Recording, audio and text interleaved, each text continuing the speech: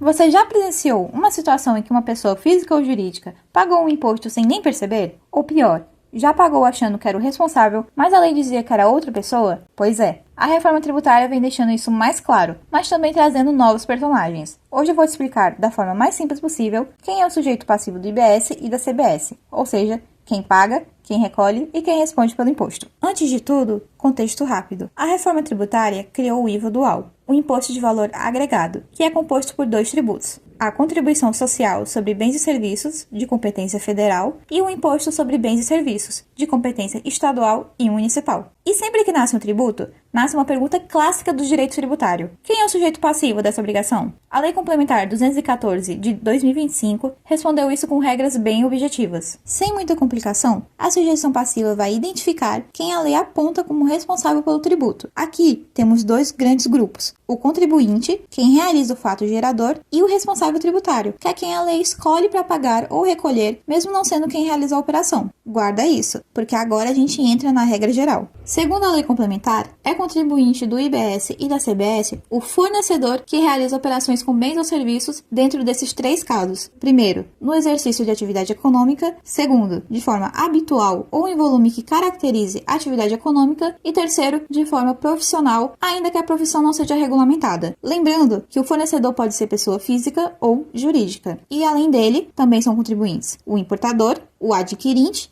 nos casos de bens apreendidos, abandonados ou adquiridos em leilão judicial, e qualquer outro sujeito indicado expressamente na lei. Ou seja, quem realiza o fornecimento, em regra, é quem responde pelo imposto. Agora entra uma inovação da reforma. O fornecedor residente ou domiciliado no exterior vai ter que se cadastrar como contribuinte do IBS e da CBS se realizar operações no Brasil, ou, dependendo da operação, vai ser tratado como responsável tributário. Um parênteses é que no caso de bens materiais, isso só se aplicará às remessas internacionais sujeitas ao regime de tributação simplificada. Caso contrário, os tributos serão pagos pelo importador. Essa mudança é efeito da série de operações e compras feitas em plataformas digitais, em que pessoas físicas estão tendo maior acesso a produtos do exterior, assim como PJs e PFs conseguem importar serviços, intangíveis e direitos que o fisco não consegue, em sua maioria, compreender. Mas atenção! Quando a venda é feita por meio de plataforma digital, essa responsabilidade sobre o fornecedor pode mudar totalmente. E é aqui que entram elas. Ganhando um papel central, a reforma tributária diz que as plataformas digitais serão responsáveis pelo pagamento do IBS e da CBS nas operações realizadas por seu intermédio, podendo acontecer de duas formas. Caso o fornecedor seja do exterior,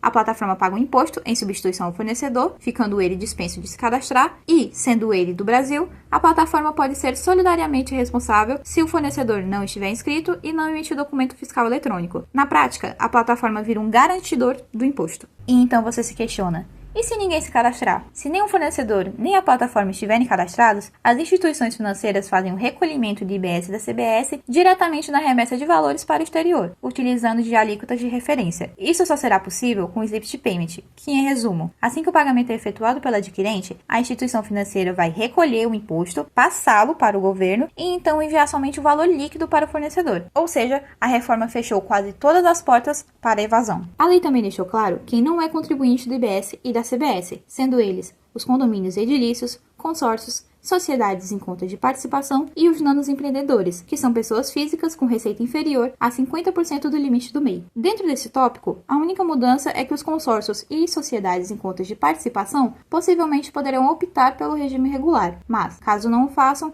os consorciados ou sócios ostensivos pagarão o IBS e a CBS. Entender sujeição passiva é essencial para saber quem deve emitir notas fiscais, evitar multas e autuações, entender a responsabilidade em operações digitais e atuar com segurança na contabilidade e na área fiscal. Isso não é detalhe técnico, é base do sistema, principalmente para nós, estudantes de ciências contábeis e também os profissionais da contabilidade. Se você achava que imposto era só quem vende e paga, a reforma tributária mostrou que não é bem assim. Procurem sempre se manter atualizados sobre as mudanças em nossa área. Sei que entender a reforma é difícil, mas ficar no escuro é pior ainda. Espero que tenham gostado e até a próxima. Tchau, tchau!